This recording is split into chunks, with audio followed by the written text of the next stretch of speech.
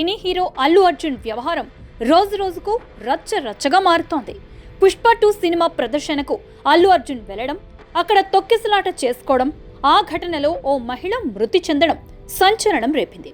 ఇక దీనిపై అల్లు అర్జున్ పై కేసు నమోదయ్యి ఆయన అరెస్ట్ అయి బెయిల్ పై బయటకొచ్చారు. ఇక అక్కడి నుంచి వరుస వివాదాలు చోటు చేసుకుంటూనే ఉన్నాయి. అసెంబ్లీ వేదికగా అల్లు అర్జున్ అరెస్టు వ్యవహారంపై సీఎం రేవంత్ రెడ్డి సంచలన వ్యాఖ్యలు చేయటం, దానికి అల్లు అర్జున్ స్పందించటం, మీడియా సమావేశం నిర్వహించి ఆ విమర్శలకు గట్టిగానే సమాధానం చెప్పారు. వీడియోల ద్వారా సంధ్య థియేటర్లో ఏం జరిగిందో వివరించారు.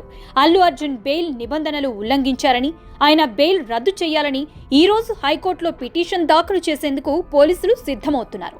దీంతో ఈ వ్యవహారం మరింత రచ్చగా మారింది.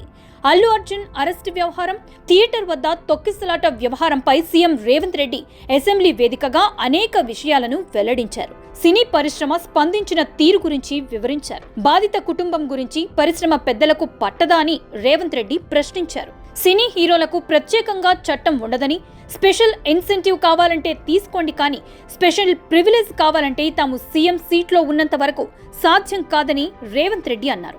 సినీ ప్రముఖులకు కానీ, రాజకీయ ప్రముఖులకు కానీ, స్టార్లని ఫీల్ అయ్యే వాళ్ళ పట్ల ప్రత్యేకమైన చట్టం ఉంటుంది. వాళ్ళ మీద కేసులు పెట్టొద్దని మీరు ఏమైనా చట్టం చేస్తే ఆ చట్టం అమలు చేస్తాం అధ్యక్ష. ఈ రోజున్న డాక్టర్ బాబాసాహెబ్ అంబేద్కర్ ఇచ్చిన చట్టం ప్రకారము దీనికి కారణమైన వాళ్ళను, ప్రత్యక్షంగా పరోక్షంగా కారణమైన వాళ్ళందరి మీద కేసులు కట్టి పోలీసులు విచారణ చేయాల్సిందే, బాధితులను శిక్షించాల్సిందే అధ్యక్ష. ఈ వ్యాఖ్యలపైనే అల్లు అర్జున్ మీడియా సమావేశం నిర్వహించారు. ఎవరి తప్పు లేదని, తొక్కిసలాటలో మహిళ మృతి చెందిన సమాచారం మరుసటి రోజు వరకు తనకు తెలియదని అల్లు అర్జున్ అన్నారు. దీనిపై స్పందించిన హైదరాబాద్ పోలీసులు ఘటన జరిగాక ఏ పోలీస్ అధికారి తనతో మాట్లాడలేదన్న అల్లు అర్జున్ వ్యాఖ్యలపై పూర్తి ఆధారాలను వీడియోలతో సహా బయటపెట్టారు.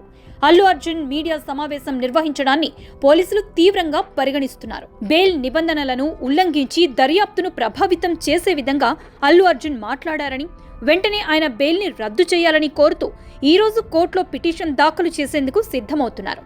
వాస్తవంగా అల్లు అర్జున్కి వచ్చే నెల 21 వరకు మధ్యంతర బెయిలిస్తూ విచారణలో పోలీసులకు సహకరించాలని హైకోర్టు ఆదేశించింది. జ్యుడిషియల్ రిమాండ్లో ఉన్న అల్లు అర్జున్ హైకోర్టు ఆదేశాలతో విడుదలైనప్పటికీ కేసుకు సంబంధించిన విషయాలు బహిరంగంగా మాట్లాడకూడదని న్యాయ నిపుణులు సైతం పేర్కొన్నారు. మరి బెయిల్ రద్దు చేయాలని పోలీసులు కోరితే కోర్టు ఎలాంటి తీర్పు ఇస్తుందో చూడాలి. దీనిపై చలనచిత్ర పరిశ్రమ పెద్దలు ఎలా స్పందిస్తారో చూడాలి.